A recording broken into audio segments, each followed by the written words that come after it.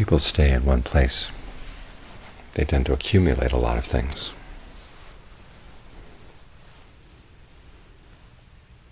When they move, then they have to sort through things. And they begin to realize how little they really need. Sometimes it's difficult, though.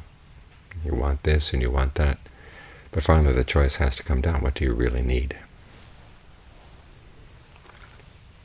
Because you can't take everything with you. The more you try to take with you, the more you get weighed down.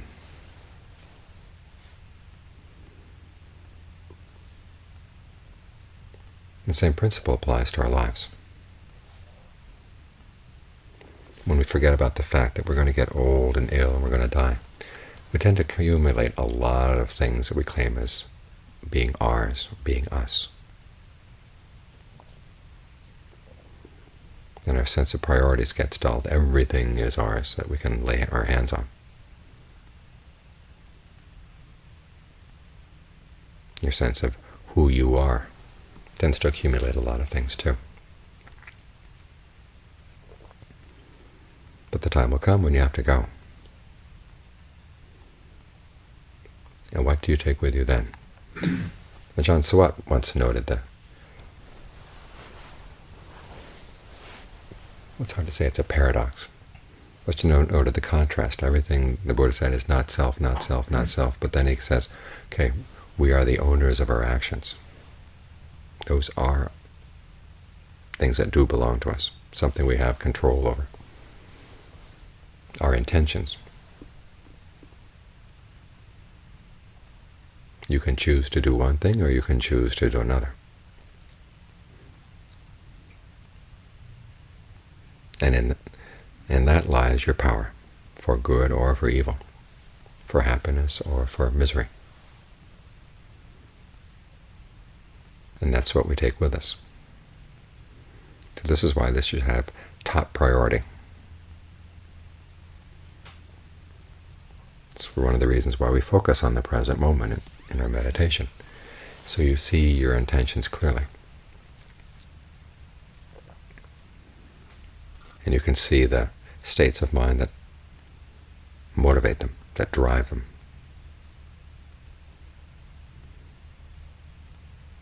And all you have to do is see that much.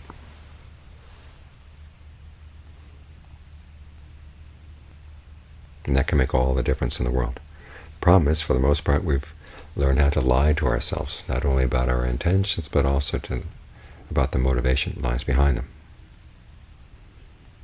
Either we deny that we didn't do something, or we didn't deny that there were some less than stellar motives behind it.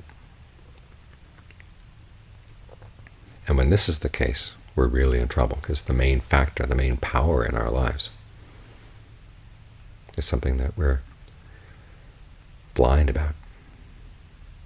And when we're blind about it, it's not really under our control, because we're so busy focusing on other things that we neglect the true power in our lives.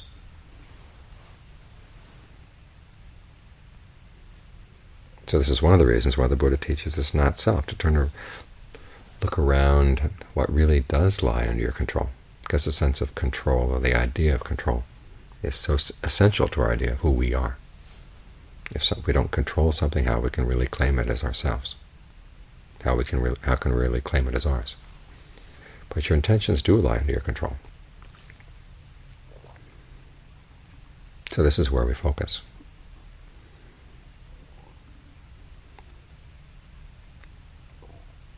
And you want to make sure that your intentions are based on skillful desires, skillful motivations, no greed, no anger, no delusion. And that requires a lot of strength, because most people live their lives in line with the Thais called yatagam, which means in line with your past actions. Your past actions push you a particular way, and you just keep going that way. Whatever comes up in your life, you let yourself get swayed by it. Good things come up, you're in a good mood. Bad things come up, you're in a bad mood. And you think the only way you can get yourself in a good mood is to try to make sure as many good things come up as possible. But no matter how good the world is, as that passage we just chanted now says, the world is swept away, it does not endure, offers no shelter, there's no one in charge. There's nothing in the world that's really our own. So no matter how good the world is, it's not all that good. This is why the Buddha decided, when he had that choice, either to rule or to go out and become a Buddha. As a ruler, he could do whatever he wanted to in order to help the people under his realm, under his power, but he couldn't save them from aging, illness, and death.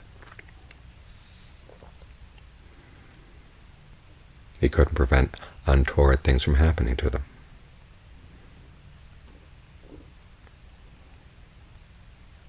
No matter how hard he tried.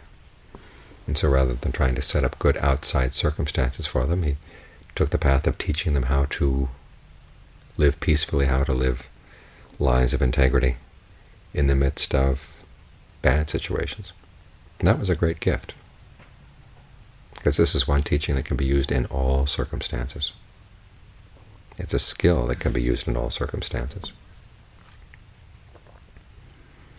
Learning how to resist the impulses that come from negative things outside. We had a visitor today, a Thai man, who was complaining about having to go back to Thailand and drive there. He said there are no rules at all. His mother came along and she complained that it made her very tense to ride with him in Thailand, because he was always getting tense about the traffic. And he said, well, how can you not get tense about the traffic? You have to come out to a quiet place like this, he says, in order to make your mind quiet. And I said, well, the whole purpose of the teaching is to keep your mind quiet in the midst of unquiet things, chaos, negative things. How can you do that? It's impossible. Totally missed the message of the Buddha, which is that it is possible to maintain stillness of mind in the midst of the craziest circumstances.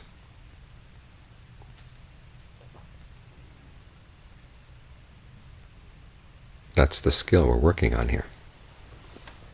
That's the Buddha's gift to us, is showing us the skill, learning how to treasure our virtue, our concentration, our discernment as our most important possessions. How to protect our intentions to make sure that they're not simply pushed around by negative things outside. And you look around at the world and it's hardly ideal at all. We live in bad times.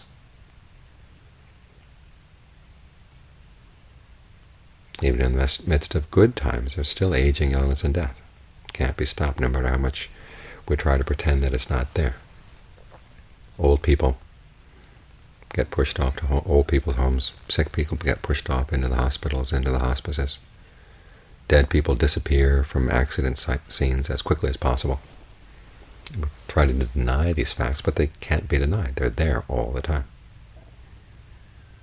And so what we need is a skill in order how to deal with aging, illness, and death. This is precisely the skill the Buddha taught. So no matter how much pain there is, no matter how much injustice there is in the world, we can maintain our equilibrium. We don't let somebody else's injustice make us become unjust.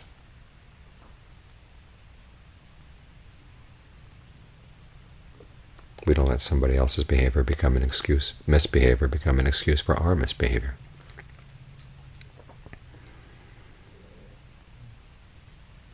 We learn how to resist these things. We learn skills in resisting. In other words, what things you have to stand up for, what things you try to make yourself as streamlined as possible, so that the currents of the world flow right past. One of the skills as a meditator is learning how to deal with loud noises while you're meditating. Just think of the body as an enormous screen, like the screen on a window. And the sound can go right through the holes. In other words, you don't set up resistance to things like that. Just let it pass, pass, pass.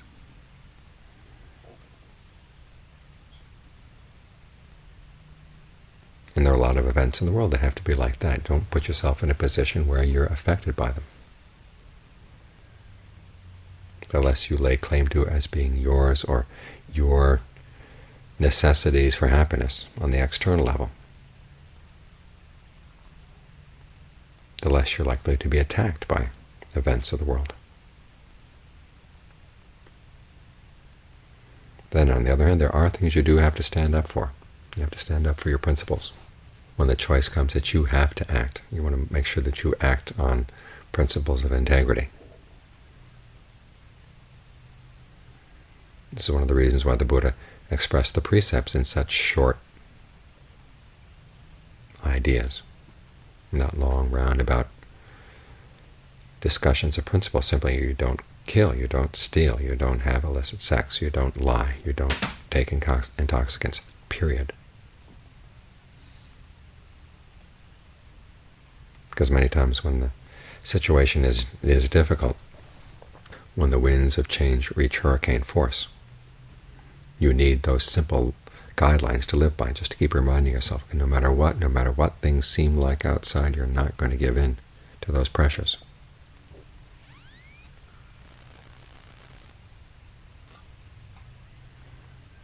In other words, the Buddha is teaching you to be a warrior,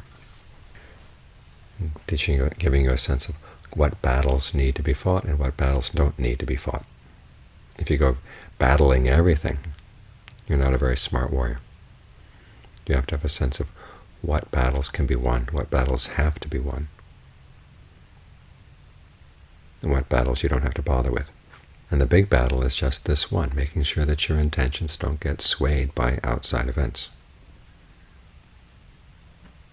in a way that would make you do something unskillful against your principles. So this is one of the reasons we practice concentration, is to make the mind strong. And we develop discernment to figure out what our real battles are.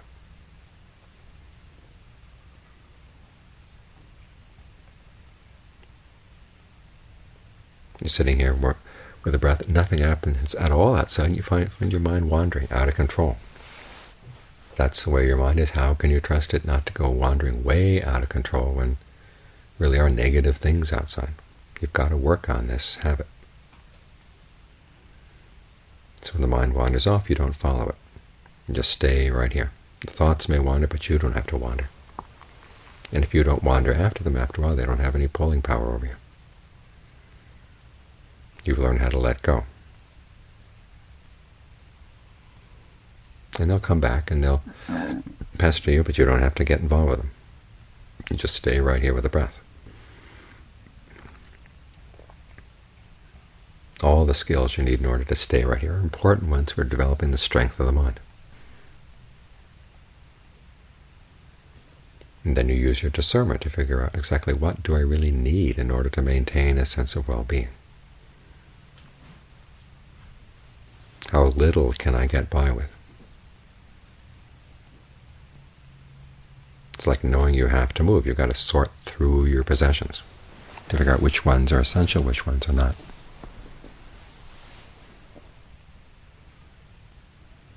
This is why monks are taught to go out into the forest every now and then. When you go out, you don't want to go out laden down with too many things. Just what's essential. It gives you a good perspective on life. And the Buddha's teachings on discernment are just this sort of thing, knowing you're going to have to leave someday. What do you really want to take with you? And it comes down to, okay, what kind of actions do you want to look back on in your life?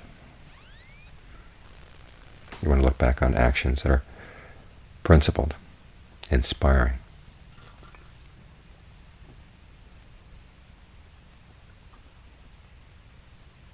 noble. Okay, then act on things like that. Create those actions in your life and develop the qualities of mind in terms of virtue, concentration, and discernment that make it easier to act in those ways.